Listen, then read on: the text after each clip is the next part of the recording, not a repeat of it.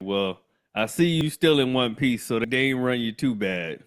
So one of the little shorts that I posted on TikTok in regards to you were discussing, well, you and I were discussing how, from a financial standpoint, men and women need each other.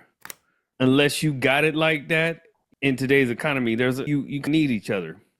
And Yeah. so one of the commenters, we were going back and forth, not in an argumentative way, Yeah. but she said that she made a comment, something along the lines of a guy told a girl that he needed $2,500 from her in order to be into a relationship. And I responded, well, that's interesting. I would need more understanding of the situation in order for me to really be able to process that. She responded and said, it is what I said it is.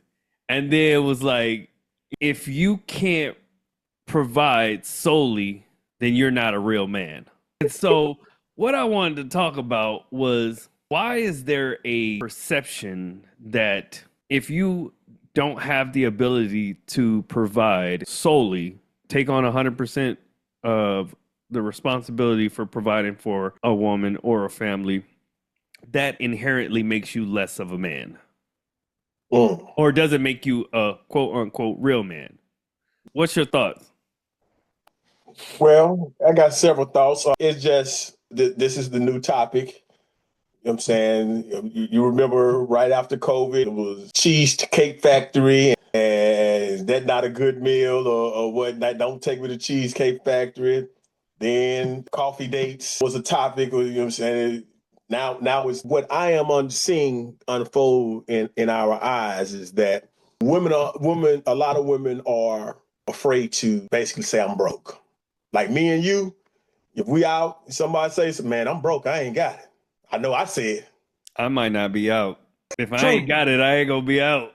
true, and that's another way to be out. They might not be out, but this economy got them, and so instead of just relaying to themselves and saying, "Hey," you know what I'm saying, I understand. I ain't got it either. They put all the onus and pressure on the man. Hey, and then it's all about that's their way of trying to bring out a man competitive juices. So, I'm gonna prove you that I got it like that. What they don't realize that stopped working in 1999, right when Juve and Cash Money said they taking over for the 99 and the 2000. Tricking a man into saying, "Hey, that stopped working." Ask these 50 and 6, 40 and 50 and 60-year-old women that play don't work, but they going back to the old playbook. Well, you ain't a man. Well, what that makes you since you ain't got it. If it makes me less of a man, what does it make you since you ain't got it? I was watching today a thing online where some girls went out. And this is the ironic part with the young ladies. It's when they're amongst each other and they go out to have these dinners and stuff. It's cool to go 50-50 when they're amongst each other and be like, "Hey, I ordered steak and lobster." And then one girl be like, "Well, all I ordered was wings and my bill ain't number $30." Well, they want you to go half with them on their stuff. Oh, well, we all sat down to eat. Well, it was scenario came back, girls hanging out with friends, and they was ordering drinks, and the tab came up to almost $600. The girl said, "Hey, I'm just paying my portion, $51." And and the whole table blew up. And the girl say, "Are you mad? You know what I'm saying? Are you broke?" She say, "No, it's not the fact that I'm not broke. It's the fact that I'm not chipping in on your meal. You ordered 5 drinks with lobster and scallops and all the other stuff. I didn't. So why do I have to?" But see, that logic don't come in when it's dealing with the man. Well, it kind of does because they use the same manipulative, shaming language They do. on men. So, But in that aspect, one they're willing to want to go half, and you say they willing to only pay half of what they did. You say so. When a man tells them go half on these light bills and everything, which they're probably using the most electricity because they got the curl and irons and all this other stuff and everything. So, but he say go half. But now when she's with her homegirls and she's out here once again, probably using up the most with the food and ordering up the most, but she wants to go half. Then hey, well split it with me now. That's what I meant about in their logic. so, I've been actually thinking about this for a couple of days, right? I couldn't wait to get on so we can discuss this because Yeah. it's quite intriguing. And I've seen a couple of videos, especially coming out of the UK, where basically it's coming across the women are broke and they're texting guys for money, and the dudes are like, "Why you hitting me up?" Yeah. But not to go down that road. So there's a couple thoughts that I have about this. First off, thinking about it from a rational standpoint, having this thought process lets me know that you're not in this for a long term. That's a clear sign off the rip, right? That you're not in this for the long term, right? And that it also lets me know that your mindset is that you are looking for somebody who has it. You're looking for a baller, you're looking for somebody who has already hit a certain financial pinnacle. But it's short sighted in the fact that the vast majority of people in general don't make a lot of bread like that on an individual basis, whether you be man or woman. Men are making somewhere in between 40 and 50,000, well, 40 and $50,000 on average a year, and women are making somewhere in between 30 and 40,000 on average per year. So on an individual level, you're struggling. You're riding the struggle bus. For men, we ride the struggle bus a little bit easier because we don't need as much if we're unconcerned about having a woman in our life. Women, on the other hand, it's a rough ride riding the struggle bus for them because they just have more requirements that cost money. For men, give us a roof over our head, a TV, a PlayStation, and a bed with something to eat, and we good. We don't have a requirement to get our hair and nails done. Well, some dudes need to go to the barber. I'm not one of those dudes. But when you think about it from a mathematical standpoint, if you're making $30,000 and I'm making $40,000 on an individual level, I could probably take care of you, but we both gonna be riding the struggle bus. The life that we're going to potentially live, and I'm thinking about this from a long-term relationship standpoint. The life that we're gonna live is gonna be a little bit rough. We may not live in a nice neighborhood. We may not have a nice car. We may not be able to do certain things or go certain places or eat certain foods. But if we combine our incomes together, it allows for us to live a much different life. So I use me and my wife as an example.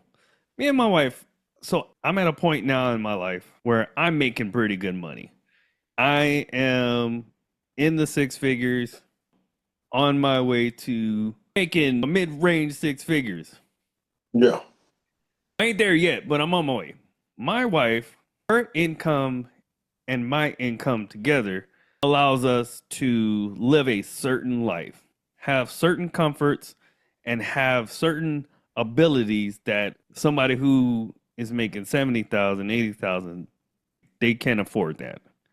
My wife doesn't pay any of the bills, but she has bills. Number one, she pays any of the credit cards that she uses on her own. She pays for her car note. She don't pay the insurance because that's all wrapped up into my stuff. She pays her any credit cards that she uses, she pays for that. Car note, she pays for that. And then she buys groceries and anything for the house because that's her thing. If I had to absorb all of that, I could, but there are certain niceties, certain things that we're afforded because she takes care of that, and I don't have to worry about those things that would have to go away, right? Maybe we downsize a house. Maybe we go to one car.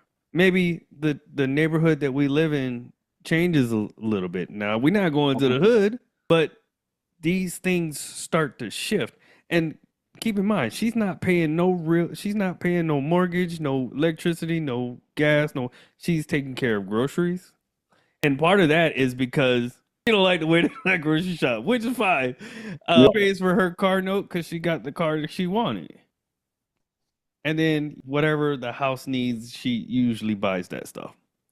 And so when you start thinking about it from a mathematical standpoint, it makes sense that if you are in this range, right, that you want to look to combine your income. So why? And understanding that if you're chasing after the guy who has it all, you might be chasing for a long time because Get in line. it's not it, there's very few of them, and in the way that the economy is going, it's going to become even harder because prices are only going up and incomes aren't going up at the same rate. No. And then it takes time to progress. Most women, and when I say most, and put a number on it because we're talking numbers, probably about 75 to 80% of women, they tend to want other women to envy them. So that's why they have to, when they go out, they want to make sure that this person ain't with have the same thing on because they got the same thing. Most people, oh, I can't be here. You got the same dress I got on. I mean, we don't rock like that. Oh shit, cool player. Hey, shit, boy, you got good taste, boy. Hey, I got the shoes to match, dog. You know what I'm saying? We in there cheering each other on because you shopping like I'm shopping. But also the fact is that they want to outdo other women. And so if I can put the onus of your upkeep, the home upkeep, and my upkeep on you, I then can take all of my earnings and basically present on Facebook, on IG, on Snapchat. I can present this lifestyle to folks who are following me that I got it. I could go. So when they say I can do it on yes, you can do it on your own because you have nothing. You have this person here who's taking everything. So all your money, yes, you can go out there and buy the $3,000 Birkin. You can go out there and be taking your trips with your friend girls because you have a man taking care of that other stuff. And so you can present this lifestyle to folks to ooh and ah over, and they can say but they're not knowing that you'll break up a way of saying if the guy wake up and says, hey, I don't really want to do this no more, you'll be back to being just like one of the males. You'll be back to being just one of the whales. Hey, you got to get it. You got to work. I got to take care of my kids. I got to do this. Yes, that's what adults do. Yes, you have to take care of yourself. Sorry, go ahead. But that's what adults do. They take care of themselves. They do that. And not understanding that, again, if someone comes into your life and says, I'm going to take away 50% of everything that you have on your plate, they don't see it as a win. They see it as, well, why don't you take it all? Because they're counting out what they can do with the money that they're going to save. And ironic, it's never, well, baby, if you take away this here, my money is going to be strictly for us saving. I'll pay for the trips. I'll do this. I'll do that. My money is going to go straight into our bank account to where, which would be an easy way for the both of you to save money, because if you have 100% of this going into the bank account for both of y'all, that savings is going to stack up real quick, because you're making $4,000 or $5,000 a month, and that's going into the bank account, to the joint bank account together. And Ben, you look up in 10 months, that's $60,000. We don't think like that. So you think that the women value the lifestyle more than they value the relationship? They do. Most women want the wedding. I want this. I want that. Well, baby, we don't really need all that. We just need somebody, a few friends. But that ain't what I want.